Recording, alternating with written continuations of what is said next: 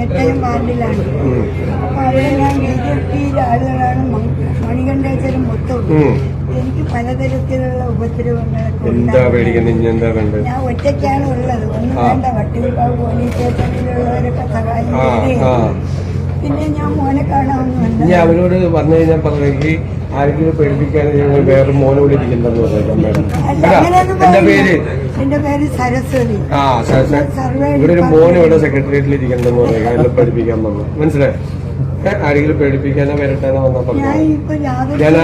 ഞാൻ ആ മോനോട് വിളിച്ച് പറയുന്നു പറഞ്ഞ് പേടിച്ചു, തിരിച്ചു പേടിപ്പിച്ചു. എടാ എന്തെങ്കിലും പറഞ്ഞാൽ മതി. ഇങ്ങോട്ട് നേരെ കയറി വന്നു. ആ വെയിലോട്ടിരുന്നു കേട്ടാ. എന്തെങ്കിലും പറഞ്ഞാൽ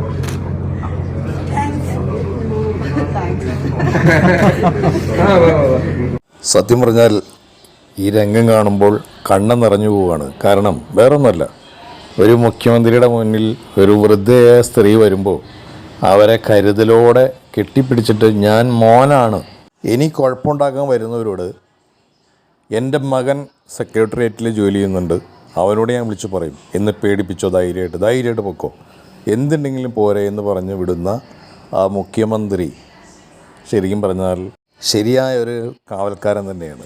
കാരണം ഒരു പാവപ്പെട്ട ഒരു സ്ത്രീക്ക് വരെയും അദ്ദേഹത്തിൻ്റെ അടുത്തേക്ക് ചെന്നിട്ട് ധൈര്യത്തോടുകൂടി ഇറങ്ങിപ്പോകാം, സന്തോഷത്തോടുകൂടി ഇറങ്ങിപ്പോകാം. അതാണ് ഒരു ജനാധിപത്യ രാജ്യത്ത് ഒരു രാജാവിന് പോലും അങ്ങനെയാണ്. പ്രജകളെ കാണാൻ വരുമ്പോൾ പ്രജകളോട് നല്ല രീതിയിൽ പെരുമാറി അവരെ സന്തോഷിപ്പിച്ച് വിടുക. ഇതാണ് ഇവിടെ കണ്ടത്.